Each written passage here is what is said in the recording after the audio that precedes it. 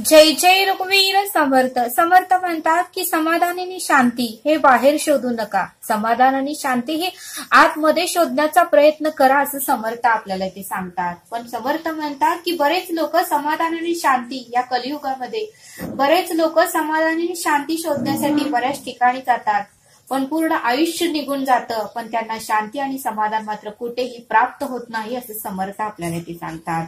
आणि म्हणून समर्थ म्हणतात की आपण जेवल्याशिवाय आपलं पोट भरत नाही, आपण जेवल्याशिवाय आपलं पोट भरत नाही, आणि आपण पाणी पिल्याशिवाय आपली तहानही भागत नाही, आपण पाणी पिल्याशिवाय आपली तहानही भागत नाही, असं समर्थ आपल्याला ते सांगतात.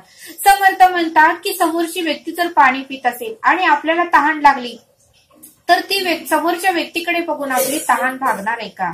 किंवा समोरची व्यक्ती जर जेवण करत असेल आणि आपण जर तिच्याकडे नुसतं बघतच राहिलो तर आपलं पोट भरणार आहे का, असं समर्थ आपल्याला इथे सांगतात. आणि म्हणून समर्थ म्हणतात की शांती आणि समाधान हे बाहेर शोधू नका, शांती आणि समाधान हे तुमच्या आतमध्ये शोधण्याचा प्रयत्न करा, असं समर्थ आपल्याला इथे सांगतात.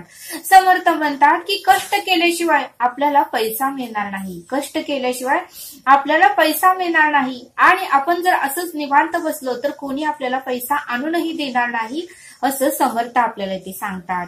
आणि म्हणूनच समर्थ म्हणतात की मनाची शांती आणि समाधानासाठी आपल्याला भगवंताचे श्रवण निरूपण ऐकावं लागेल, तरच आपल्यामध्ये फरक पडणार आहे, असं समर्थ आपल्याला ते सांगतात.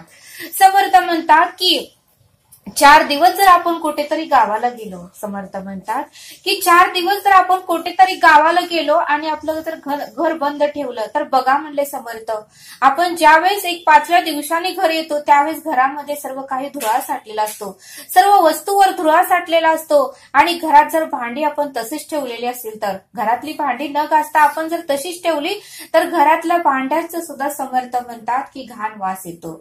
मग समर्थ म्हणतात की ज्यावेळेस आपण गावावरून येतो आणि ते सर्व काही आपण स्वच्छ करतो, घर स्वच्छ करतो, भांडी घासतो घरातली, त्यावेळेस आपल्याला प्रसन्न वाटतं, त्यावेळेस आपल्यामध्ये सकारात्मक विचार येतात. तसंच समर्थ म्हणतात की तसंच आपल्याही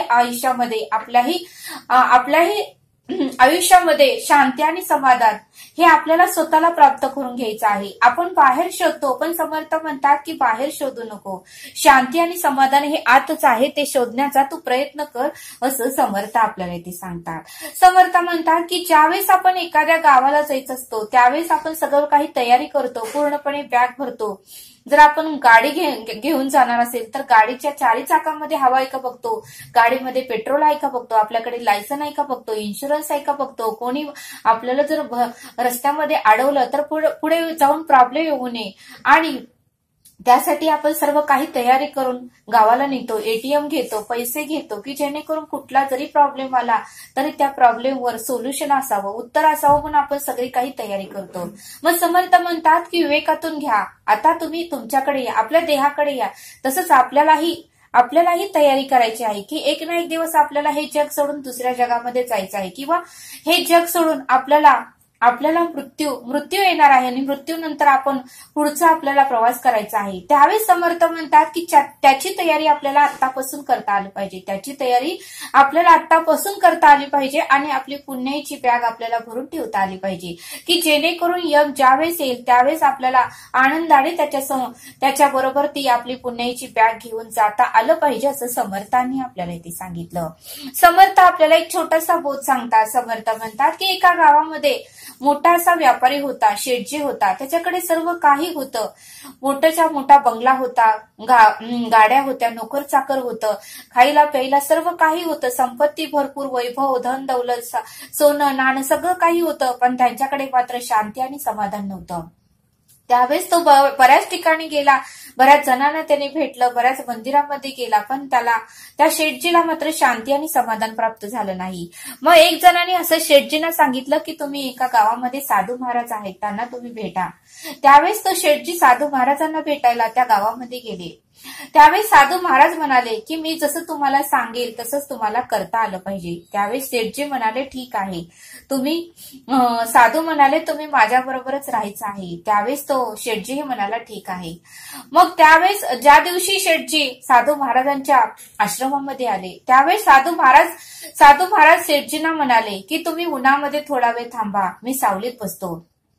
त्यावेळेस मात्र शेठजींना उन्हाचा त्रास काय असतो हेही माहिती नव्हतं. मग शेठजी त्या दिवशी दिवसभर उन्हामध्ये थांबले. उन्हाळ्याचे दिवस होते. शेठजीला खूप राग आला. रागाने बरंच काही साधू महाराजांना बोलू वाटत होतं, पण त्यांनी रागावर कंट्रोल केला आणि मग मात्र दुसरा दिवस उजळला. दुसऱ्या दिवशी मात्र साधू महाराजांनी पुन्हा शेठजींना बसायला सांगितलं. शेठजी बसले आणि त्यांच्या समोरच साधू महाराजांनी पूर्णपणे पक्वानाचं जेवण जेवले. त्यावेळेस शेठजींना जेवायलाही साधू महाराजांनी दिलं नाही. त्यावेळेस शेठजींना खूप भूक लागली होती आणि त्यावेळेस मात्र शेठजींचा पारा चढला. राग खूप येऊ लागला आणि साधू महाराज मात्र सुंदर असं जेवण जेवत होते आणि त्याला जेवही म्हणले नाही. त्यावेळेस मात्र शेठजींना खूप राग आला आणि शेठजी मनातल्या मनात विचार करू लागले की हा साधू महाराज स्वार्थी आहे, याला माणुसकी नाही आणि मी ह्याच्यासमोर भुकेला आहे. मला कालही त्याने उन्हात उभा केलं, आजही तो माझ्यासमोर पाची पक्वान जेवण करत आहे आणि मला जेवही म्हणत नाही. 2 दिवस झाला मी उपाशी आहे, इथे येऊन तरी काय उपयोग.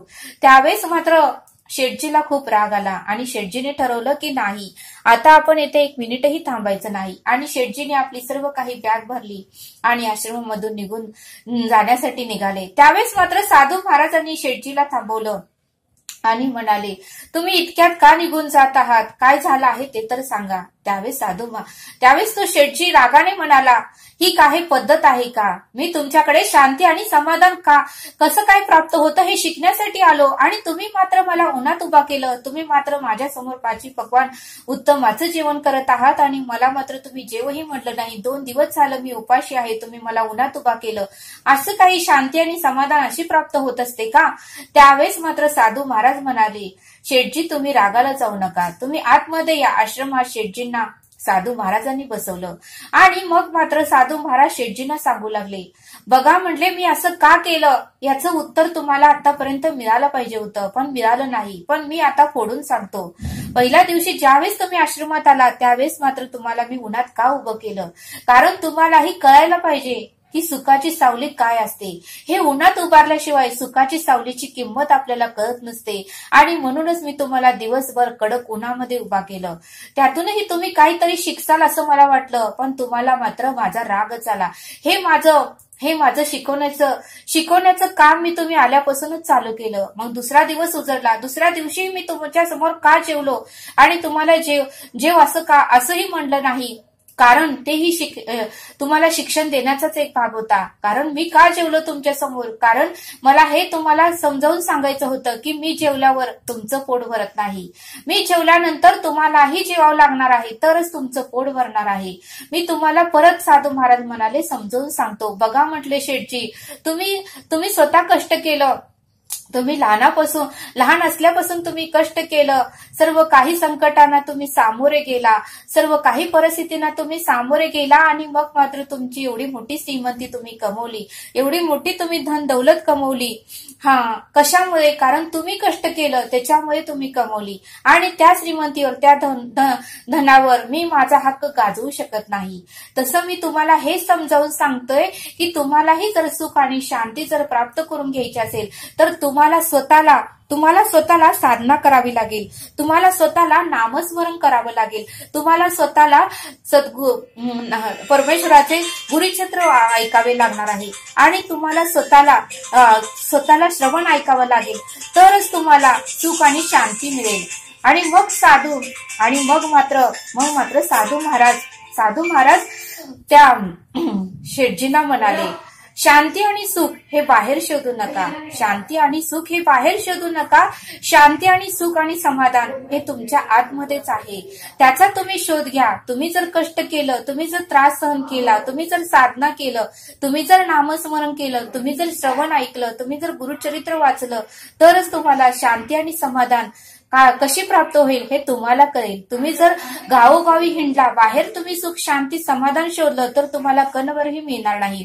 सुख आणि शांती समाधान हे आपल्या आतमध्येच आहे, त्याचा तुम्ही शोध घ्या असं साधू महाराजांनी शेठजींना समजावून सांगितलं. त्यावेळेस मात्र शेठजींचे डोळे उघडले आणि शेठजींनी साधू महाराजांना क्षमा मागितली आणि साधू महाराजांचे पाय पडून त्यांची माफी मागितली. आणि मग मात्र शेठजी त्या आश्रमातून सर्व काही विद्या घेऊन ते आपल्या गावी निघून गेले. आणि मग मात्र साधू महाराज सांगल तसे ते करू लागले. आणि मग मात्र थोड्या दिवसांनी शेठजींना सुद्धा सुख आणि शांती आणि समाधान कशात आहे हे समजलं. आणि मग मात्र शेठजी सर्व लोकांनाही सुख शांती आणि समाधान कशी प्राप्त होते याचं विद्या देऊ लागले असं समर्थांनी आपल्याला इथे सांगितलं. म्हणून समर्थ म्हणतात की या बोधातून आपल्याला हे शिकायला मिळतं की सुख आणि शांती हे बाहेर शोधू नका. सुख आणि शांती हे आपल्या आतमध्येच आहे. प्रयत्न करा, तुम्हाला नक्कीच सुख आणि शांती मिळेल असं समर्थांनी आपल्याला इथे सांगितलं. आणि म्हणून समर्थ म्हणतात की मेहनत केली, साधना केली, नामस्मरण केलं, श्रवण ऐकलं आणि उपासना केली तर आपल्याला शांती आणि समाधान हे नक्कीच प्राप्त होईल असं समर्थांनी आपल्याला या बोधातून समजावून सांगितलं. तरी हा व्हिडिओ आवडल्यास सबस्क्राईब करा. भेटूया पुढील भागात. धन्यवाद. जय सद्गुरू.